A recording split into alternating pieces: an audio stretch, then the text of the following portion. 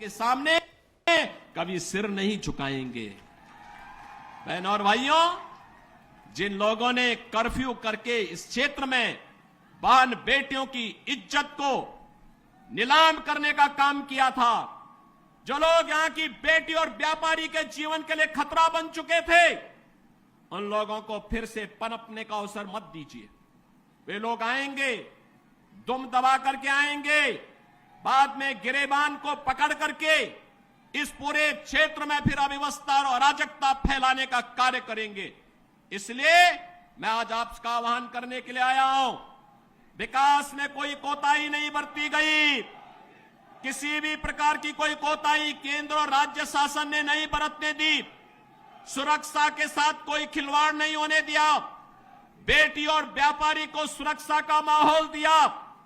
और बहनों और भाइयों, हमें व्यक्तिगत मतभेदों को दरकिनार करते हुए देश के बारे में सोचना है। देश और राष्ट्र धर्म से बढ़कर के हमारे लिए कोई कुछ नहीं हो सकता है। और यही आह्वान करने के लिए आज मैं यहां पर सरधना की भूमि पर आया हूं। ये वीरों की भूमि है और वीरता कभी कायरता नहीं दिखाती है, शॉर्टकट का रास्ता नहीं अपनाती है। वीरता तो अवसर आने पर राष्ट्र धर्म के लिए सर्वस्व न्यौछावर करने के लिए अपने आप को तैयार करती है। और उसी वीरता का आह्वान करने के लिए मैं आपके पास आया हूं, आपसे कहने के लिए, यह देश, पूरे देश के अंदर एक आवाज है। उत्तरो, दक्षिणों, पूर्वो, पश्चिमो, एक ही आवाज है पूरे देश के अंदर। मुझे 3 दिन पहले महाराष्ट्र जाने का अवसर प्राप्त हुआ था। उससे 1 दिन पहले मैं राजस्थान गया था।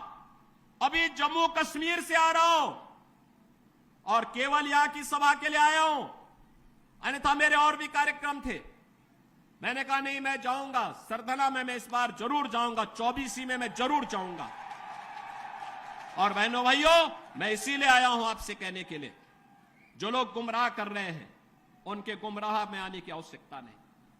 ये लोग कभी नहीं आएंगे। फिर जाति के सौदागर उपयोग करेंगे, बाद में सौदेबाजी करके गायब हो जाएंगे। हमें किसी भी ऐसे व्यक्ति के बहकावे में नहीं आना है जिससे हमारा राष्ट्र धर्म खतरे में आए। याद रखना, इस देश के राष्ट्र धर्म को हमेशा खतरा जब भी आया है,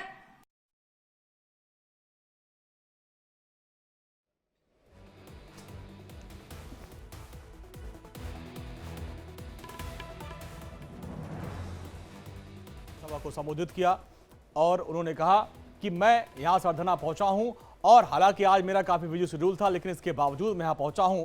और इस दौरान उन्होंने विपक्ष पर भी हमला किया और कहा कि कुछ लोग गुमराह करने के लिए यहां पे आएंगे, लेकिन आपको गुमराह नहीं होना है। और ताबड़तोड़ रैलियां कर रहे हैं। कठुआ में मुख्यमंत्री योगी आदित्यनाथ ने रैली की, उसके बाद अब देखिए सरधना पहुंचे हैं मेरठ के, और वहां पर भी उन्होंने विपक्ष पर जोरदार हमला किया और